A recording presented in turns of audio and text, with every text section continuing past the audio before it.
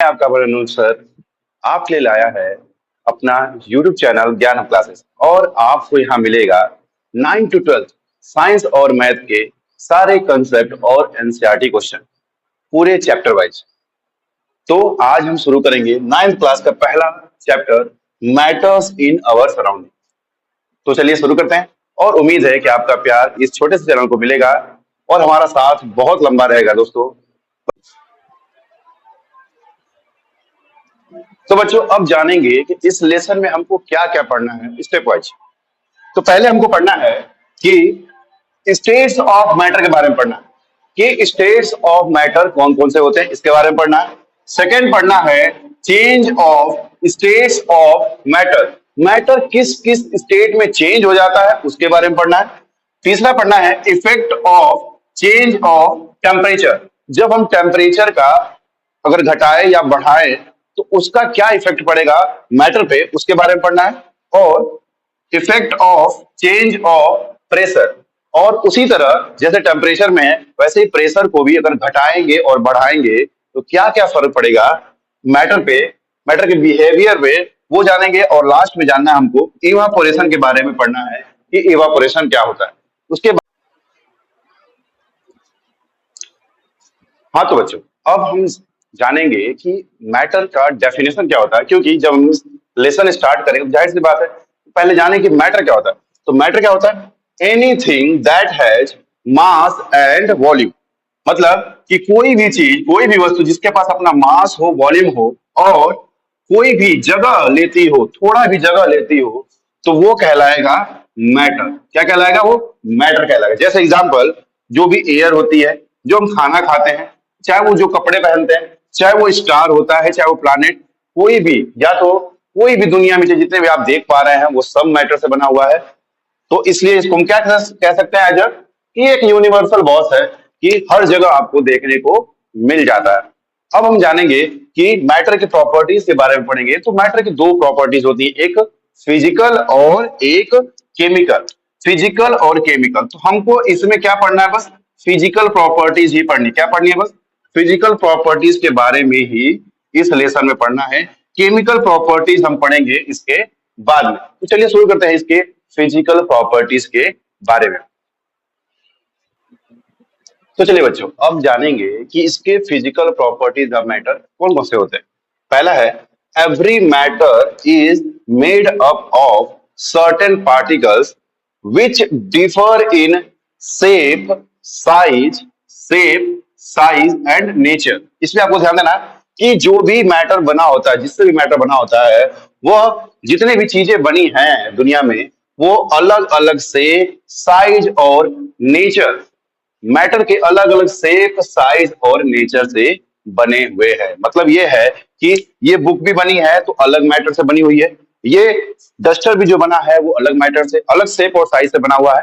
तो इस तरह जो भी चीजें बनी हैं पूरी दुनिया में वो अलग अलग शेप एंड साइज और अपना अलग नेचर दिखाते हैं। ठीक है। सेकंड पॉइंट कह रहा है कि the particles of a matter are very small और टाइनी, वेरी स्मॉल और टाइनी। इसका मतलब ये है कि जो मैटर के पार्टिकल्स होते हैं ना वो बहुत छोटे होते हैं, इतने छोटे होते हैं कि वो आपके इमेजिनेशन के परे होते हैं। वो इतने छोटे होते हैं कि आप सोच भी नहीं सकते, है ना। ऐसे आप देख भी नहीं पाएंगे, जो आपको हैवी माइक्रोस्कोप लेना पड़ेगा तब जाके वो देखने को आपको मिल सकेंगे। ठीक है। अब हम जानेंगे characteristic of particle of matter. अब हम लोग मैटर के कैरेक्टरिस्टिक के बारे में जानेंगे, कैरेक्टरिस्टिक ऑफ मैटर्स। तो पहला पॉइंट क्या है वो जानते हैं। कह रहा है कि particles of matter have spaces between them. कह रहा है कि जो पार्टिकल्स होते हैं उनके बीच में स्पेसेस होते हैं और उन स्पेसेस को क्या कहते हैं, इंटर पार्टिकल स्पेसेस। क्या कहते हैं, इंटर पार्टिकल स्पेसेस। इंटर मतलब होता है दो अलग अलग और पार्टिकल मतलब दो अलग अलग। इंटर मतलब क्या होता है, अलग अलग, अलग अलग, है ना, अलग अलग, अलग अलग मतलब कि दो अलग अलग पार्टिकल्स में बीच में क्या होती है, स्पेसेस होते हैं, गैप्स होते हैं, जगह होती है। जैसे आप एग्जांपल ले लीजिए, जब आप पानी में नमक या चीनी घोलते हैं, डालते हैं, तो वो चीनी क्या होती है कुछ देर बाद जब आप घोलते हो तो वो गायब हो जाती है। तो गायब कैसे होती है, वो उन जो गैप्स होती हैं उन पार्टिकल्स के बीच में, पानी के पार्टिकल्स के बीच में जो गैप है, उस गैप में वो चीनी और नमक जाके क्या हो जाता है, सेटल डाउन होता है, मिक्स हो जाता है। ठीक है, तो इसीलिए वो हमको नहीं दिखता है। पहले पॉइंट का यही मतलब है। दूसरे पॉइंट कह रहा है कि particles of matter are in state of continuous motion. जो पार्टिकल्स होते हैं, वो पार्टिकल्स होते हैं मैटर के, वो क्या होते हैं, स्टेट ऑफ कंटिन्यूअस मूवमेंट। वो लगातार मूवमेंट करते रहते हैं। क्या कह रहा है, लगातार मूवमेंट करते हैं। वो कैसे क्यों मूवमेंट करते हैं, kinetic energy of the particle. किसके through, kinetic energy of the particles के थ्रू क्या करते हैं, वो लगातार मूवमेंट करते रहते हैं, है ना। ठीक है, अब तीसरा पॉइंट कह रहा है कि particles of a matter have tendency to intermix on their own with each other. कह रहा है कि जो हमारे पार्टिकल्स ऑफ मैटर होते हैं, मैटर के जो पार्टिकल्स होते हैं, उनके पास टेंडेंसी होती है, कैपेबिलिटी होती है कि वो एक दूसरे में मिक्स हो जाए। क्या हो जाए, एक दूसरे में मिक्स हो जाए। और इस प्रोसेस को क्या कहते हैं, इस प्रोसेस को कहते हैं हम लोग डिफ्यूजन। क्या कहते हैं, डिफ्यूजन। जैसे आप अगरबत्ती जलाते हैं तो उसकी जो खुशबू क्या होती है, वो पूरे रूम में फैल जाती है। तो क्या होती है, वो एक दूसरे में मिक्स हो जाते हैं और बहुत तेजी से मिक्स होते हैं। ठीक है, अब आते हैं last point, the force of attraction. The force of attraction exist between the particles. कहता है कि उन पार्टिकल्स के बीच में फोर्स ऑफ अट्रैक्शन काम करता है, इसीलिए तो वो एक दूसरे से बंधे रहते हैं, एक दूसरे के साथ रहते हैं। और यह वेरी करता है from one kind to another.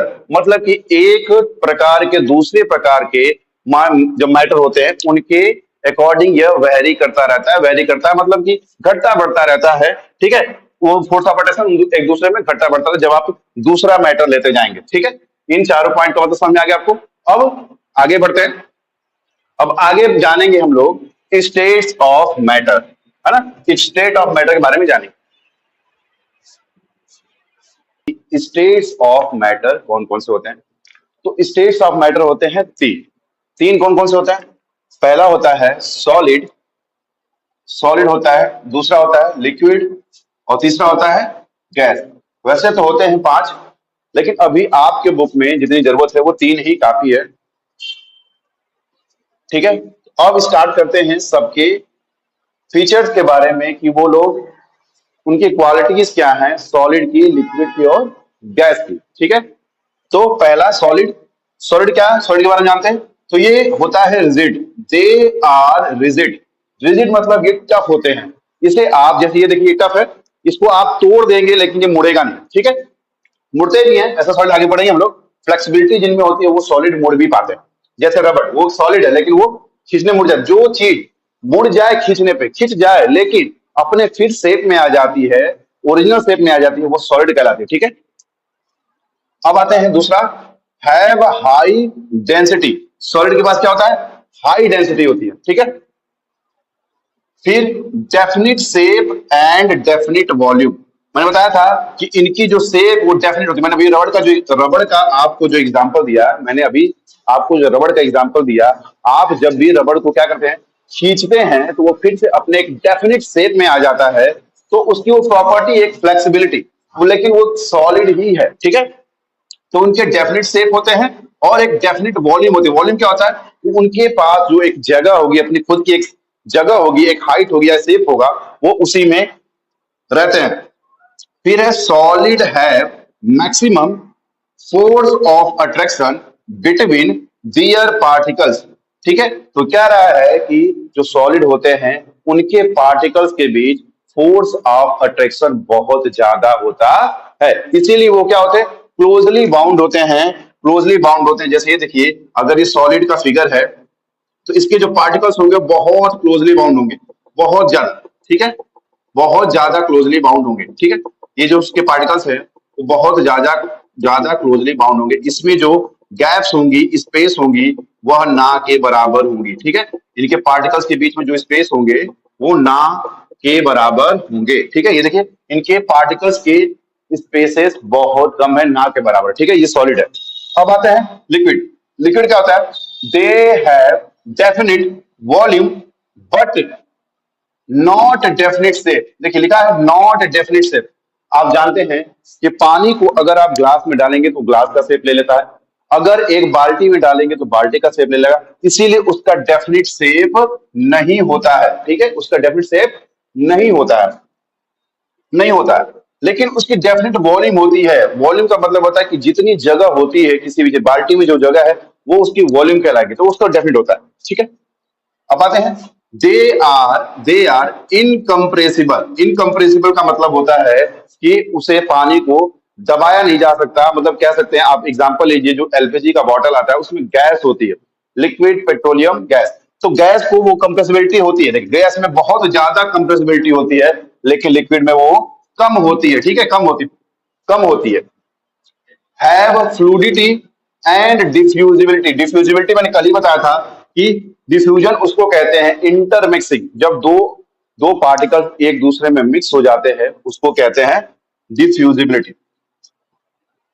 अब है the force of attraction between the particles less than solid. जो फोर्स ऑफ अट्रैक्शन होता है लिक्विड में, लिक्विड के पार्टिकल्स के बीच में, वह सॉलिड के अपेक्षा कंपेयर में कम होता है। क्या होता है? कम होता है। ठीक है, अब आते हैं गैस, लास्ट है ये। They have neither definite shape and nor definite volume. इसके पास ना खुद का डेफिनिट शेप होता है, ना ही फिक्स्ड वॉल्यूम होता है। ठीक है, दे आर हाईली कंप्रेसिबल। इनको हाईली बताया एग्जांपल मैंने एलपीजी बॉटल का। फिर सीएनजी आप ले लीजिए, तो कंप्रेस जो नेचुरल गैस वो भी हाईली कंप्रेसिबल होते हैं। और डिफ्यूजिबल मैंने बताया था कि आप अगरबत्ती जलाएंगे तो वो फट से क्या होती है, फैल जाती है। सेंट भी छिड़कते हैं तो आप जब छिड़कते हैं तो तुरंत फैल जाती है, वो अपने सराउंडिंग में एयर में मिक्स हो जाती है, तो उसको डिफ्यूजिबिलिटी कहते हैं। And have low density. इसकी डेंसिटी क्या होती है? लो होती है। The inter particle space is maximum. इसके जो पार्टिकल के बीच में स्पेसेस होते हैं वो सबसे ज्यादा होते हैं। जैसे आप फिगर से देखिए, अगर ये देखिए, ये लिक्विड का मैं बना रहा हूं, इसके लिक्विड के बीच में शेप ज्यादा है सॉलिड के अपेक्षा। सॉलिड के कंपेयर में लिक्विड में क्या है, स्पेसेस पार्टिकल्स के बीच में ज्यादा है। लेकिन गैस का क्या होता है? गैस का और ज्यादा होता है। गैस का क्या होता है? और ज्यादा स्पेसेस होते हैं पार्टिकल्स के बीच में एज कंपेयर टू लिक्विड। तो आप ऐसे समझिए कि सॉलिड में क्या होते हैं, पार्टिकल्स बहुत क्लोजली पैक्ड होते हैं, उसके कंपेयर में लिक्विड में थोड़े गैप्स ज्यादा हो जाते हैं, और वही गैस में, जब गैस में आते हैं तो वही गैप्स और बढ़ जाते हैं। ठीक है, इसीलिए हाईली कंप्रेसिबल होता है। और अगर वो भैया, अब इसे कॉमन सेंस है, अगर उसके स्पेस दूर दूर है पार्टिकल्स में, तो जो फोर्स ऑफ अट्रैक्शन होगा, जो फोर्स ऑफ अट्रैक्शन वो क्या हो जाएगा? कम हो जाएगा, मिनिमम हो जाएगा। जब वो दूर पार्टिकल्स होंगे तो कहां से फोर्स ऑफ अट्रैक्शन ज्यादा लग पाएगा? तो उनके जो फोर्स ऑफ अट्रैक्शन होते हैं वो सबसे मिनिमम होते हैं गैस में। ठीक है, अब चलते हैं अपने अगले टॉपिक पे। टॉपिक बच्चों कि change of states of matter. अब हम लोग पढ़ेंगे कि change of states of matter किस पे डिपेंड होता है। तो पहला है कि जो हमारे स्टेट्स ऑफ मैटर होते हैं वो कैसे चेंज हो सकते हैं, उस पर बात करेंगे। तो पहला है चेंज इन टेम्परेचर, और दूसरा है चेंज इन प्रेशर। ये दोनों टॉपिक अब हम डिटेल में पढ़ेंगे कि टेम्परेचर के चेंज करने पे हमारा स्टेट ऑफ मैटर कैसे चेंज हो जाता है, और प्रेशर के भी चेंज करने पे हमारा जो स्टेट्स ऑफ मैटर है वो कैसे कैसे किसमें चेंज हो जाता है। इसके बारे में अब हम आगे जानेंगे। ठीक है, तो चलिए आगे बढ़ते हैं।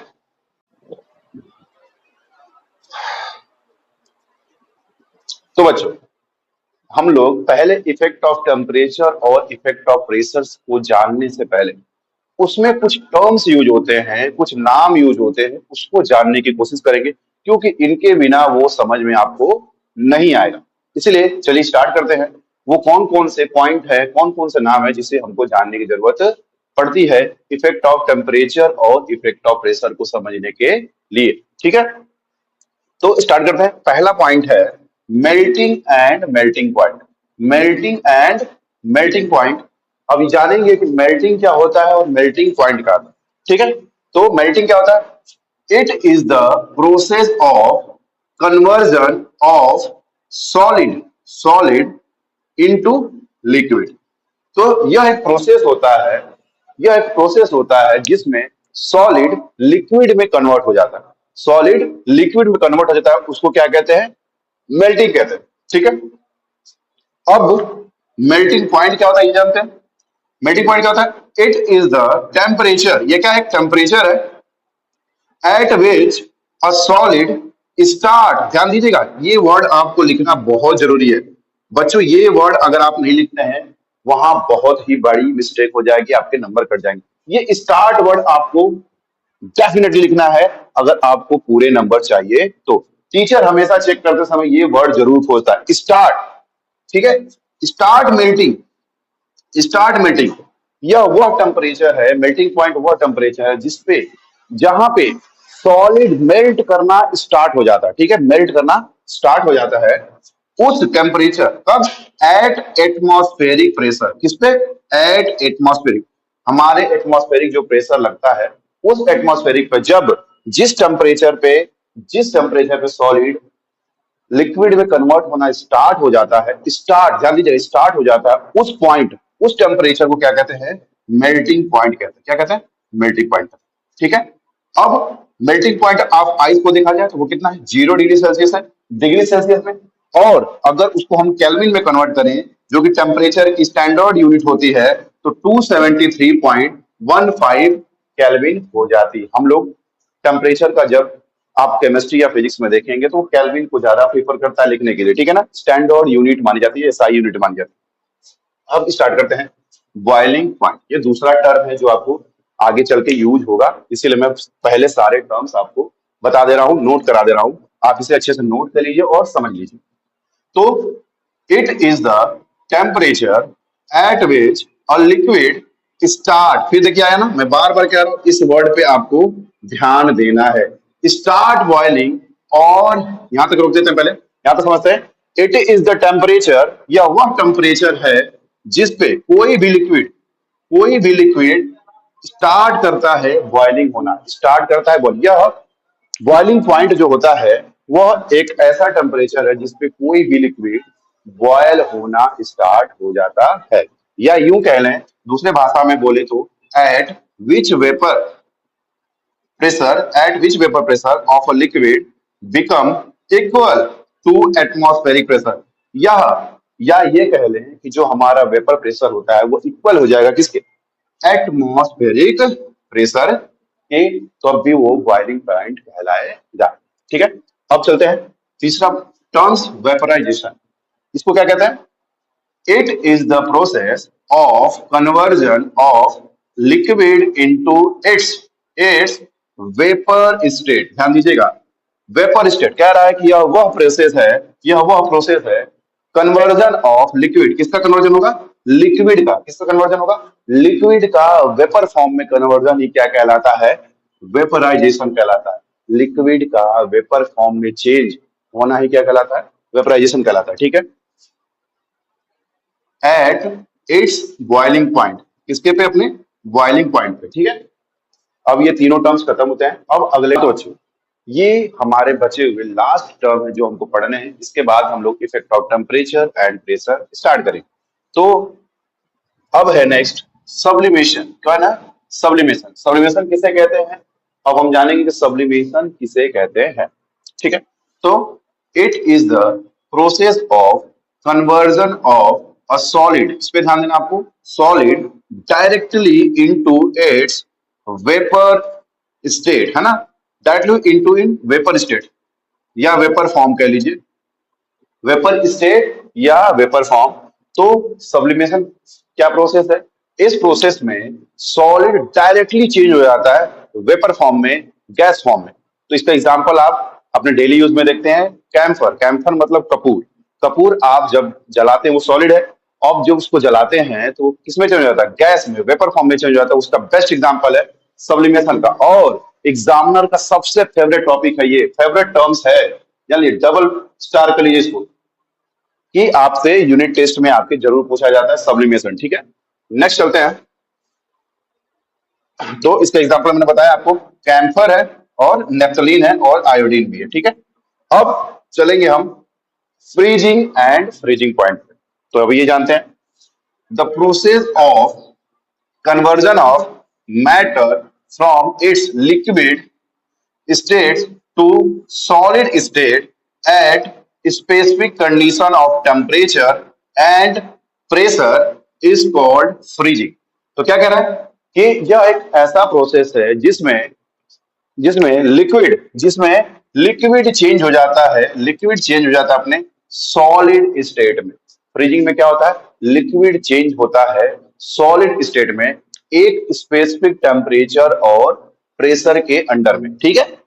अब वह जो स्पेसिफिक टेम्परेचर होता है ना, वो जो स्पेसिफिक टेम्परेचर होता है जिसपे फ्रीजिंग होती है, जिसपे लिक्विड सॉलिड में चेंज होता है, उसी स्पेसिफिक टेम्परेचर को क्या कहते हैं, आपको फ्रीजिंग पॉइंट कहते हैं। देख लीजिए फिर से इंग्लिश में उसका डेफिनेशन देखते हैं। द डेफिनिट टेम्परेचर, मैंने बताया वही, eight which a liquid change into solid state by giving out heat energy. क्या देता है, हीट एनर्जी देगा 1 एटीएम, मतलब 1 atmospheric pressure is called freezing point. मैंने बताया कि वही टेम्परेचर जिसपे आपका लिक्विड सॉलिड में चेंज हो जा रहा है, उसी स्पेसिफिक टेम्परेचर को हम क्या कहते हैं, फ्रीजिंग पॉइंट कहते हैं।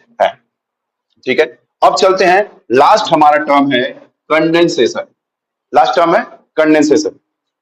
The process of conversion of matter from its gaseous state to its liquid state at specific condition of temperature and pressure। Same वही बात है, फ्रीजिंग पॉइंट वाला ही, और चेंज क्या है कि इसमें किसमें किसमें चेंज होता है, कंडेंसेशन में। कंडेंसेशन में आपका जो होता है, आपके गैसियस से, क्या आप जान लीजिए किस पे वर्ड पे ध्यान देना आपको, गैसियस पे।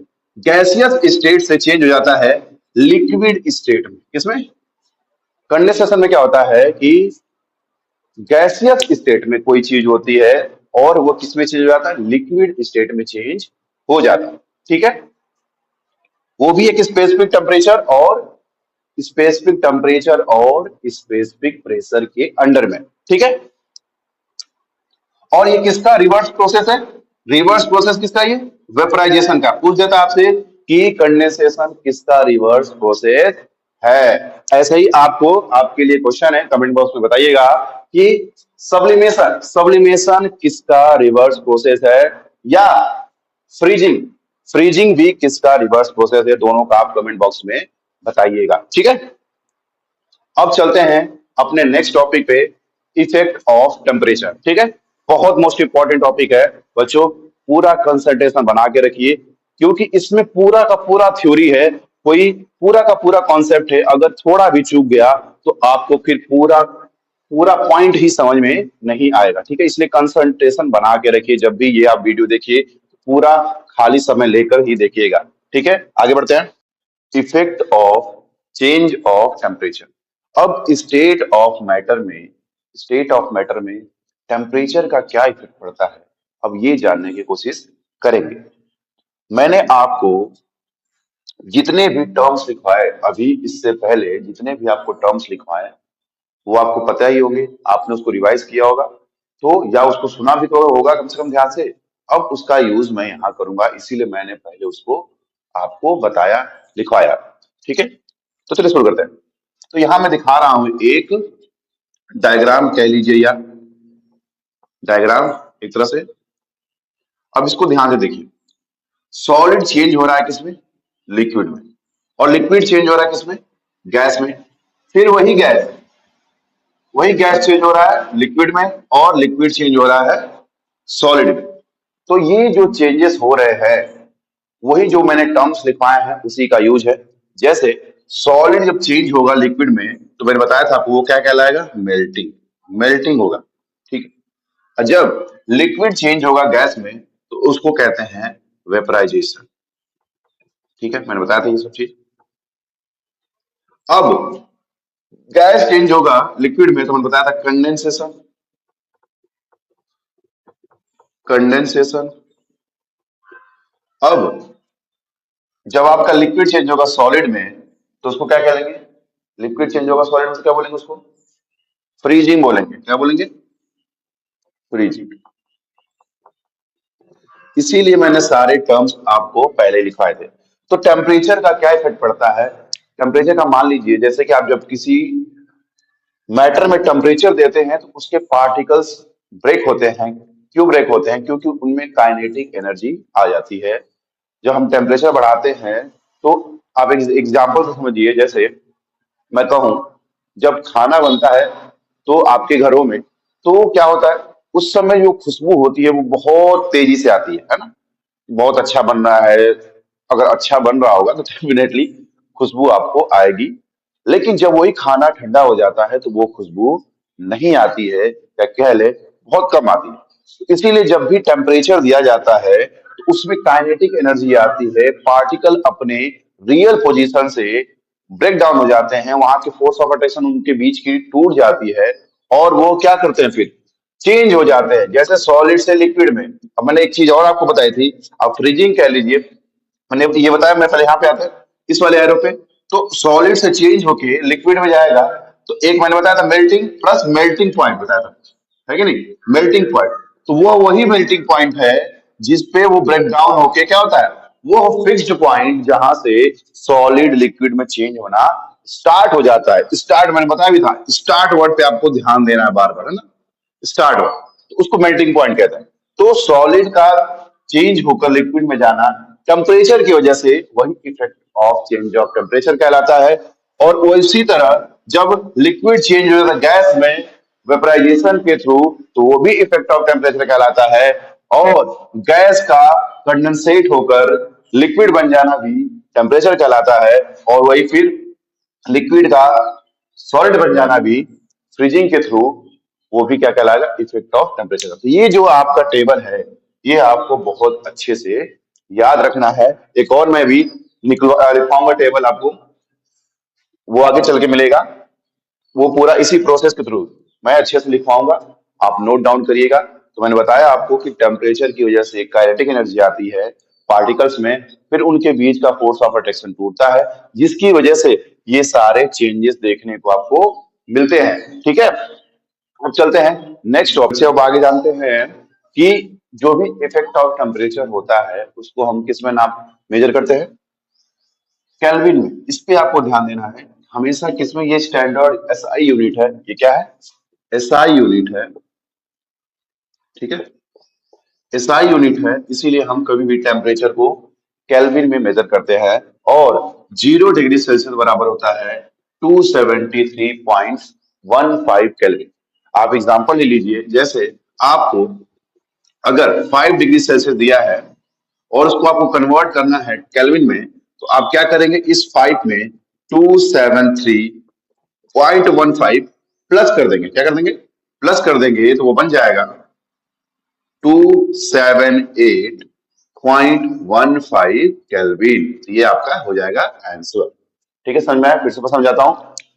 अगर देखो, स्टैंडर्ड यूनिट होते हैं, एसआई यूनिट होते हैं केल्विन, जब भी हम लोग टेम्परेचर को मेजर करते हैं तो आप केल्विन में ही उसका आंसर देंगे, कन्वर्ट करेंगे। अगर आपको डिग्री सेल्सियस में दिया तो कन्वर्ट कैसे करते हैं, अगर आपको डिग्री सेल्सियस में दिया है तो उसमें 273.15, यही 273.15 आप उस सेल्सियस में जो भी वैल्यू दी रहे, चाहे 5 दे, 10 दे, 15 दे, 20 दे, 50 दे, उसमें क्या करेंगे, आप ऐड कर देंगे, यही यही वैल्यू ऐड कर देंगे, तो वो केल्विन में चेंज हो जाएगी। ठीक है, अब आगे बढ़ते हैं। जो मोस्ट इंपॉर्टेंट है, मोस्ट इंपॉर्टेंट एग्जाम पर्सपेक्टिव से मोस्ट इंपॉर्टेंट, ठीक है, बहुत इंपॉर्टेंट है, लेटेंट हीट। लेटेंट हीट के बारे में हम जानेंगे, ये बहुत बहुत मोस्ट इंपॉर्टेंट है एग्जाम पर्सपेक्टिव से। तो अब जानेंगे लेटेंट हीट क्या होता है। लेटेंट हीट मैंने पहले ही लिख दिया आपको, इसी से आपको समझ में आ जाना चाहिए। लेटेंट हीट, लेटेंट मतलब क्या होता है, हिडन। क्या होता है ये, हिडन, ये छुपा हुआ होता है। ठीक है, छुपा हुआ होता है। अब आगे बढ़ते हैं, इसके बारे में जानते हैं। लिखा है कि the heat energy, the heat energy which has to be supplied to change the state of substance is called its latent heat. तो यहां तक समझते हैं, इसका मतलब क्या होता है, कह रहा है कि वह एनर्जी जो किसी भी स्टेट ऑफ सब्सटेंस को सप्लाई की जाती है, उसके चेंज होने में, वही कहलाती है लेटेंट हीट, वही कहलाती है लेटेंट हीट। लेटेंट हीट जो होती है वो डज नॉट रेज, इस पे ध्यान देना आपको, इससे बनता है 1 नंबर का एमसीक्यू। आपसे पूछा जा सकता है कि क्या लेटेंट हीट टेम्परेचर को इंक्रीज करती है, तो नहीं, वो टेम्परेचर को इंक्रीज नहीं करती है, वो बस एक छुपी हुई हीट होती है जो सब्सटेंस को चेंज होने में, उसके स्टेट को चेंज होने में बस हेल्प करती है। ठीक है, तो ये आप अच्छे से ध्यान रखिएगा। और लेटेंट हीट कितने टाइप्स की होती है? तो ये दो टाइप्स की होती है। लेटेंट हीट कितने टाइप्स की होती है? तो दो टाइप्स की होती है। पहला है latent heat of fusion, latent heat of fusion, और दूसरा है latent heat of vaporisation, latent heat of vaporisation. दो टाइप्स की होती है लेटेंट हीट। पहला है लेटेंट हीट ऑफ फ्यूजन और दूसरा है लेटेंट हीट ऑफ वेपराइजेशन। अब हम जानेंगे डिटेल में कि लेटेंट हीट ऑफ फ्यूजन क्या होता है और लेटेंट हीट ऑफ वेपराइजेशन क्या होता है। ठीक है, आगे बढ़ते हैं। तो बच्चों अब हम जानेंगे कि लेटेंट हीट ऑफ फ्यूजन क्या होता है। जैसे कि मैंने बताया आपको कि लेटेंट हीट दो टाइप्स के होते हैं, पहला लेटेंट हीट ऑफ फ्यूजन और दूसरा लेटेंट हीट ऑफ वेपराइजेशन। तो अब हम टैकल करेंगे कि पहला जो उसका था लेटेंट हीट ऑफ फ्यूजन क्या होता है।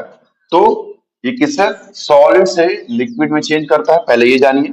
अब दूसरा, अब इसका डेफिनेशन पे जाते हैं कि the amount of heat energy that is required that is required to change 1 kg of solid into liquid at atmospheric pressure and its melting point. देखिए इसीलिए मैंने सारे टर्म्स आपको लिखवाए थे इससे पहले कि आपको आसानी से समझ में आ जाए।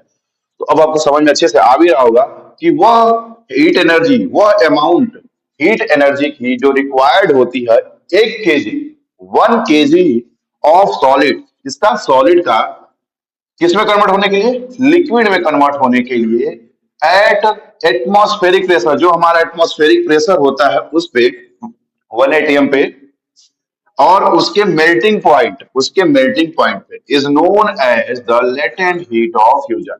कहने का मतलब यह है कि 1 kg सॉलिड को लिक्विड में चेंज करने के लिए जो एनर्जी लगती है, जो एनर्जी रिक्वायर्ड होती है, अपने उसके एटमॉस्फेरिक प्रेशर पे और उसके मेल्टिंग पॉइंट पे जरूरत पड़ती है उसको कन्वर्ट करने के लिए, उसे ही कहते हैं लेटेंट हीट ऑफ फ्यूजन। ठीक है, मैं फिर से बता रहा हूं आपको कि वह एनर्जी जो 1 kg ऑफ सॉलिड को लिक्विड में कन्वर्ट करने के लिए जरूरत पड़ती है, वह कहलाती है लेटेंट हीट ऑफ फ्यूजन। ठीक है, अब इसका एक नोट कर लीजिए कि पार्टिकल्स इन वाटर, बहुत ध्यान से देने वाली बात है, यहाँ से एमसीक्यू बनता है और यहीं से आपकी नीट जेई से क्वेश्चन भी बनता है। ये जो पॉइंट है कि particles in water at 0 degree Celsius, या कह लीजिए मैंने बताया था अभी पीछे, ये स्टैंडर्ड यूनिट है 273.15 केल्विन, हैव मोर एनर्जी, ये आपको ध्यान देना है more energy as compared to particles in ice. ठीक है, कह रहा है कि वाटर के पार्टिकल के पास 0 डिग्री सेल्सियस पे ज्यादा एनर्जी होती है एज कंपेयर्ड टू आइस, है ना, as compare to ice. At the same temperature, आप एक ही टेम्परेचर पे सेम टेम्परेचर पे पानी और बर्फ, आइस, वाटर एंड आइस की, तो वाटर में ज्यादा एनर्जी होती है ना, सेम टेम्परेचर पे ही वाटर में ज्यादा एनर्जी होती है आइस के कंपेयर में। ठीक है, ये ऑफ चेंज ऑफ टेम्परेचर का लास्ट पॉइंट है ये latent heat of vaporisation. Latent heat of vaporisation ये क्या करता है? लिक्विड को गैस में चेंज करता है, लिक्विड को गैस में चेंज करना, ये पहले कॉन्सेप्ट अपने माइंड में बैठा लीजिए कि लेटेंट हीट ऑफ वेपराइजेशन, नाम में ही समझ में आ रहा है आपको हम वेपराइजेशन में क्या पढ़े हैं। आप देख लीजिएगा डेफिनेशन मैंने आपको लिखवाया है। मैं पूरे नोट्स आपको इतने अच्छे से तैयार करा रहा हूँ कि आप कहीं भी चले जाइएगा, इससे बाहर आपको देखने को नहीं मिलेगा। तो वेपराइजेशन मैंने आपको लिखवा दिया है, तो उसमें क्या होता है? लिक्विड से गैस में चेंज होता है। अब हम जानेंगे कि उसमें, अब भाई इतना तो पढ़ लिए, इसमें लेटेंट हीट क्या है, वेपराइजेशन में लेटेंट हीट का क्या यूज है। तो जैसा आपने पीछे पढ़ा फ्यूजन वाले में ही, उसमें थोड़ा चेंज है इसमें कि the amount of heat energy, वहां भी सेम ही था, that is required to convert, यहां तक तो एकदम सेम है दोनों में, 1 kg of liquid into gas, बस यही चेंज है उसमें और इसमें।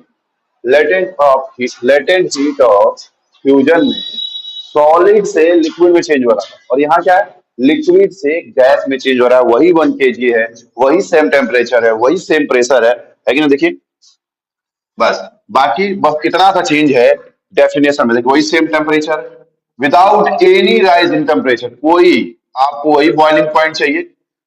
वहां पे मेल्टिंग पॉइंट बोल रहे थे क्योंकि सॉलिड को लिक्विड में चेंज करने के लिए मेल्टिंग पॉइंट चाहिए होता है, और लिक्विड को गैस में चेंज करने के लिए बॉइलिंग पॉइंट। इसलिए मैंने सब लिखवाया आपको इससे पहले कि मैं आगे बताऊं तो आपको समझ में आए।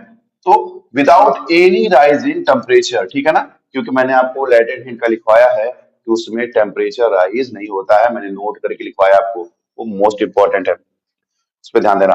ठीक है, अब चलते हैं इसके जो एग्जाम पर्सपेक्टिव से जो एमसीक्यू आते हैं, जो 1 नंबर का क्वेश्चन आता है वो ये लाइन है कि पार्टिकल्स इन स्टीम, स्टीम मतलब क्या था, वेपर फॉर्म, जो भाप होती है आपकी, दैट इज वाटर वेपर, है ना, पानी का ही तो भाप बनेगा, एट 373 केल्विन। अब देखिए 373 केल्विन का मतलब है 100 डिग्री सेल्सियस। मैंने बताया था आपको कि किसी भी 100 डिग्री सेल्सियस में, मैंने बताया था सेल्सियस को आपको कन्वर्ट करना हो केल्विन में, तो वो क्या करते हैं, उसमें प्लस कर देते हैं, कितना, 273.15। तो 0.15 भी नेग्लेजिबल माना जाता है, तो हमेशा 273 डायरेक्टली प्लस कर देते हैं लोग।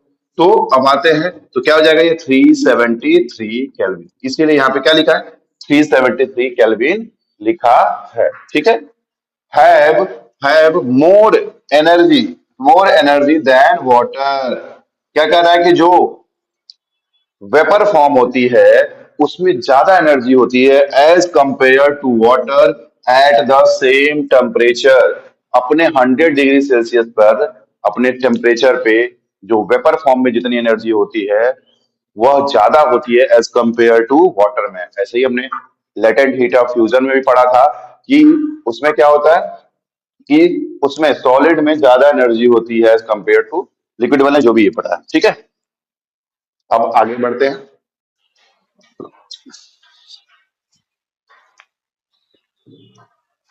तो बच्चों अब हमारा इफेक्ट ऑफ टेम्परेचर खत्म हो चुका है। अब हम स्टार्ट कर रहे हैं effect of change of pressure. अब हम प्रेशर के इफेक्ट से क्या क्या चेंजेस होते हैं उस पर बात करेंगे। तो the physical state of substance also be changed by changing the pressure. तरह फिजिकल स्टेट जो होता है सब्सटेंस का, वह तब भी चेंज हो जाता है जब हम चेंज करते हैं क्या, प्रेशर को चेंज करते हैं। जैसे as increase the pressure brings the particles closer. कह रहा है कि जब भी हम इस प्रेशर को इंक्रीज करेंगे, ठीक है, अगर प्रेशर को इंक्रीज करेंगे तो पार्टिकल्स को क्या करेगा, क्लोजली लेके आएगा। फिर क्या होगा, and increase the force of attraction between them.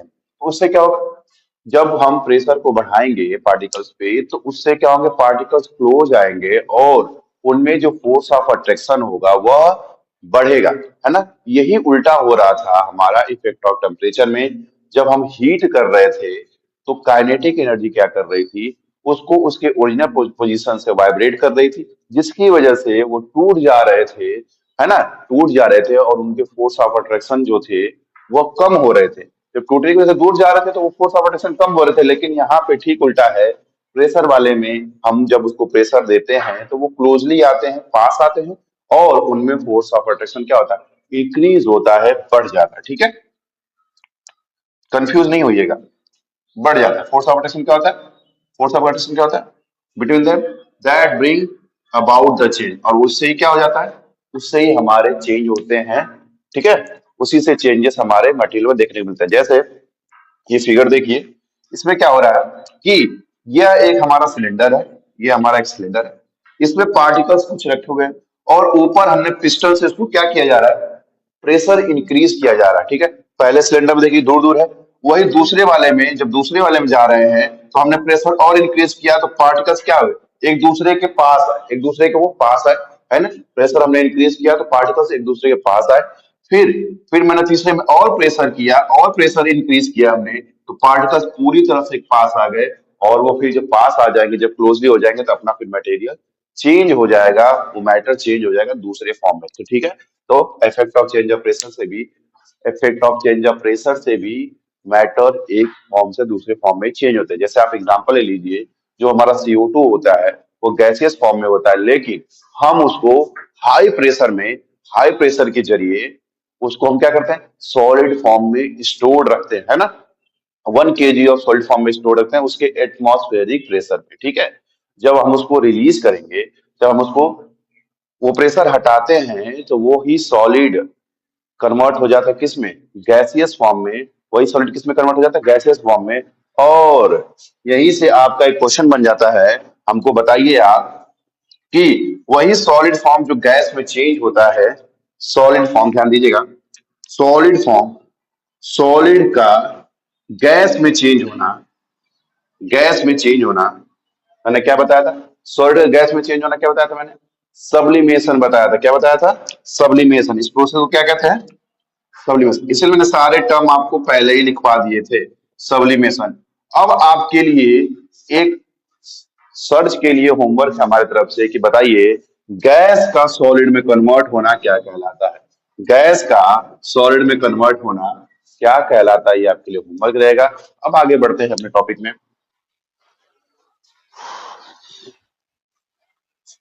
तो चलिए बच्चों, अब इसका लास्ट पार्ट जानेंगे, जो यूनिवर्सल मैप होता है इन सारे पॉइंट को समझने के लिए। तो देखिए, ये है सॉलिड का लिक्विड में कन्वर्जन क्या कहलाता है, फ्यूजन। क्या कहलाता है, फ्यूजन कह लीजिए या मेल्टिंग कह लीजिए।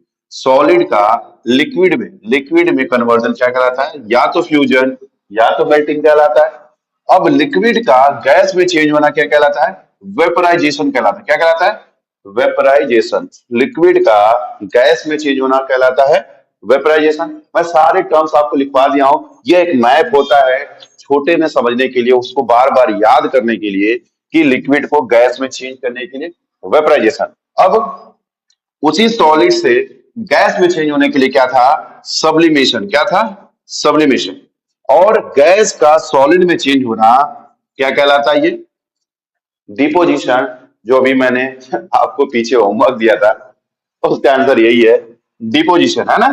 गैस का सॉलिड में चेंज होना डिपोजिशन कहलाता है। और एक चीज मैं छोड़ा हूं, गैस का लिक्विड में चेंज होना क्या कहलाता है, कंडेंसेशन। गैस का लिक्विड में चेंज होना क्या कहलाता है, कंडेंसेशन कहलाता है। ठीक है, ये आप मैप बहुत ध्यान से बना लीजिएगा और इसको अच्छे से रिवाइज कर लीजिएगा। अब हम चलते हैं अपने इस चैप्टर के लास्ट टॉपिक पे, इवापोरेशन। ठीक है, अब जानेंगे कि इवापोरेशन क्या होता है। ये इसका लास्ट टॉपिक है, इसको बहुत अच्छे से जानेंगे क्योंकि इससे क्वेश्चन बहुत बनते हैं। तो जानेंगे, चलिए इसका डेफिनेशन क्या होता है। The process of conversion of liquid into into किसमें, वेपर फॉर्म में। किसमें, वेपर स्टेट में। लिक्विड का वेपर स्टेट में कन्वर्जन ही क्या कहलाता है, इवापोरेशन कहलाता है। लिक्विड का वेपर फॉर्म में चेंज हो जाना ही क्या कहलाता है, इवापोरेशन कहलाता है। ठीक है, at any temperature below its boiling point। इस बात का ध्यान दीजिएगा, क्योंकि यही इसको वेपराइजेशन से इवापोरेशन को चेंज करता है। नहीं तो वेपराइजेशन में भी तो लिक्विड में वेपर में चेंज होता है, लेकिन यही डिफरेंट है। ये जो वर्ड लिखा है बिलो इट्स बॉइलिंग पॉइंट, वहां बॉइलिंग पॉइंट होता है 100 डिग्री सेल्सियस, और यहाँ पे उसके नीचे 100 डिग्री सेल्सियस से पहले जो कन्वर्जन होने लगता है उसको इवापोरेशन कहते हैं, उस एनर्जी को कहते हैं। ठीक है, ये वर्ड आपको लिखेंगे तभी ये करेक्ट माना जाएगा, इज कॉल्ड इवापोरेशन। ठीक है, आपको ध्यान देना यह है कि process of conversion liquid into vapour, liquid का वेपर में चेंज होना ही कहलाता है इवापोरेशन। लेकिन ध्यान देने वाली बात है कि वेपराइजेशन में भी तो यही होता है, लेकिन जो मेन पॉइंट है जो इसमें आपको लिखना है, ये वाला लाइन, कि एट एनी टेम्परेचर, किसी भी टेम्परेचर पे, below it's boiling point. Boiling point क्या होता है, 100 डिग्री सेल्सियस होता है।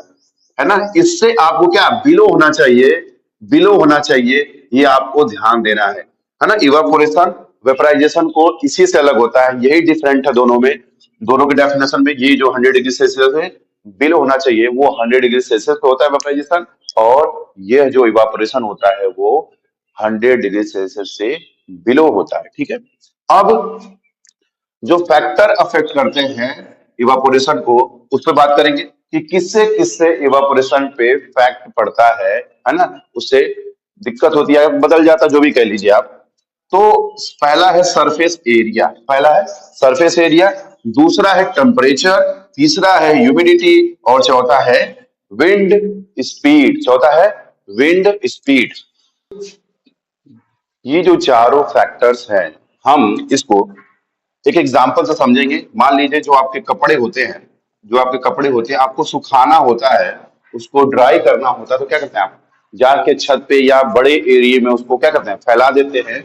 इसीलिए जो ये सरफेस, इसको क्या कहते हैं, सरफेस एरिया फिनोमेना भी कहते हैं। इवापोरेशन को क्या कहते हैं, सरफेस एरिया फिनोमेना भी कहते हैं। क्या बोलते हैं इसको, सरफेस एरिया फिनोमेनॉन भी बोलते हैं इसको, सरफेस एरिया फिनोमेना, ठीक है। सरफेस एरिया फिनोमेना भी इसको बोलते हैं। अब दूसरा जो है कि टेम्परेचर, तो आप जानते हैं कि जितना ही आप टेम्परेचर बढ़ाएंगे, जितना ही आप टेम्परेचर बढ़ाएंगे, इंक्रीज करेंगे, इंक्रीज करेंगे, तो रेट ऑफ इवापोरेशन इंक्रीज करेगा। क्यों करेगा, क्योंकि इसको मिलेगी काइनेटिक एनर्जी। मैं पहले ही बता चुका हूं बार बार कि जब भी टेम्परेचर देंगे तो पार्टिकल्स की काइनेटिक एनर्जी मिलती है, और उससे वो क्या होते हैं, जब इसको काइनेटिक एनर्जी मिलेगी तो ये जो कपड़ा होता है, मैं बताया, वो गीला होगा, तो उसके क्या होगा, पार्टिकल्स वेपर फॉर्म में बनेंगे, और वो क्या करेंगे, उड़ जाएंगे, और आपका कपड़ा सूख जाएगा। सेम ह्यूमिडिटी पे, ह्यूमिडिटी अगर बढ़ेगी, अगर ह्यूमिडिटी बढ़ेगी तो आपका इवापोरेशन क्या हो जाएगा, डिक्रीज हो जाएगा। अब तो इतना ही जान, लास्ट पे है हम लोग लेसन के, आप इतना तो समझ ही गए होंगे। ह्यूमिडिटी मतलब होता है नमी, जो हमारे वायु में नमी होती है। जैसे अभी गर्मी है, गर्मी के समय, लेकिन अभी कुछ जगह शाम को बारिश हो जाए तो ह्यूमिडिटी बढ़ जाएगी, है ना। रेनी सीजन में क्या होती है, ह्यूमिडिटी बढ़ जाती है, कपड़े जल्दी नहीं सूखते आपके। तो आपके कपड़े के एग्जांपल से ये सारी चीजें हम डिफाइन कर पा रहे हैं कि अगर गर्मी का सीजन रहता तो यही कपड़े आपके क्या होते हैं, जल्दी सूख जाते हैं, लेकिन वही रेनी सीजन ह्यूमिडिटी बढ़ जाएगी तो ये जो इवापोरेशन है वो क्या हो जाएगा, घट जाएगा। सेम वही विंड स्पीड पे, अगर हवा तेज होगी तो इवापोरेशन बढ़ेगा, वही हवा कम होगी तो इवापोरेशन कम होगा, ठीक है। ये चारों टॉपिक अब आपको क्लियर हो चुके होंगे, उम्मीद है हमको। अब चलेंगे हम लोग अपने इसके लास्ट टॉपिक पे, खत्म कर देंगे इसके बाद lesson, evaporation causing cooling effect, है ना। तो बच्चों, अब ये रहा इस चैप्टर का लास्ट टॉपिक, लास्ट पॉइंट है, ठीक है। ये अब खत्म करते हैं, ये चैप्टर भी खत्म हो जाएगा। तो अब है इवापोरेशन कॉजिंग कूलिंग इफेक्ट।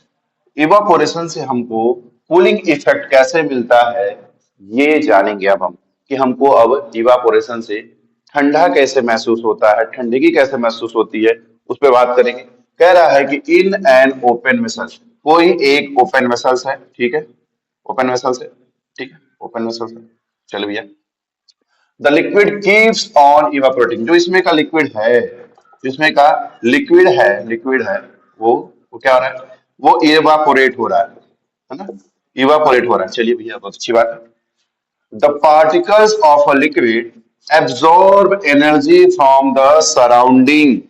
कह रहा है कि जो पार्टिकल्स होते हैं लिक्विड के, वो फिर क्या करता है, सराउंडिंग में जो, अभी ह्यूमिडिटी के बारे में पढ़े ना, सराउंडिंग में जो भी पार्टिकल्स होते हैं, जो भी सराउंडिंग में एनर्जी होती है, सराउंडिंग, कह रहा है कि द लिक्विड एब्जॉर्ब करता है, वो एब्जॉर्ब करता है क्या, energy from the surrounding to regain, फिर से अपनी एनर्जी को पाने के लिए, जो कि लॉस्ट हो जाती है ड्यूरिंग इवापोरेशन। इवापोरेशन के समय, इवापोरेशन के समय जो एनर्जी उसकी लॉस्ट हो गई होती है, वह क्या करता है, अपने सराउंडिंग से वो फिर एनर्जी लेता है। दिस एब्जॉर्प्शन, यही absorption of energy from the surrounding makes the surrounding cold, फिर क्या करता है, वही उसको ठंडा बनाता है। मान लीजिए कि, अब देखो, कहने का मतलब है कि इसका जो ठंडा पानी है, इसमें जो पानी ठंडा था, वो क्या हुआ, इवापोरेट होने लगा। इवापोरेट होना तो इसकी एनर्जी लॉस हुई। लेकिन जो बाहर की, अब जो बाहर की जो गर्मी थी, जो एनर्जी है, वो वहां बाहर की जो एनर्जी है हीट वाली, वो उसको क्या करता है, फिर एब्जॉर्ब करता है। इसीलिए बाहर का मौसम क्या हो जाता है, वो ठंडा हो जाता है ना। बाहर का मौसम क्या हो जाएगा, उसके आसपास का ठंडा रहेगा, है ना। आप देखे होंगे गांव में वो जो मटकी रखी जाती है, मटकी में गर्मी अब आ रही है। बहुत सारे जगह जो बच्चे हॉस्टल में भी रहते हैं, मैं खुद रहा हूँ हॉस्टल में, तो पीजी में, तो मैं भी उसी मटके में पानी रखता था। कि वो क्या होता है, फिर वो इसी प्रोसेस से उसमें जो पानी होता है ना, वो ठंडा रहता है। क्योंकि पानी फिर वही इवापोरेशन होता है, फिर उसके सराउंडिंग से वो हीट ले लेती है, तो उसके सराउंडिंग की चीजें क्या होती है, ठंडी होती हैं। और इसका जो उसमें पोर्स पाए जाते हैं, जो मटकियां होती हैं, तो मटकी उसमें पोर्स पाए होते हैं, जिससे हीट निकल जाती है, उस पानी वाली इवापोरेट हो जाती है, और ठंडा पानी आपका अंदर आपको मिल जाता है।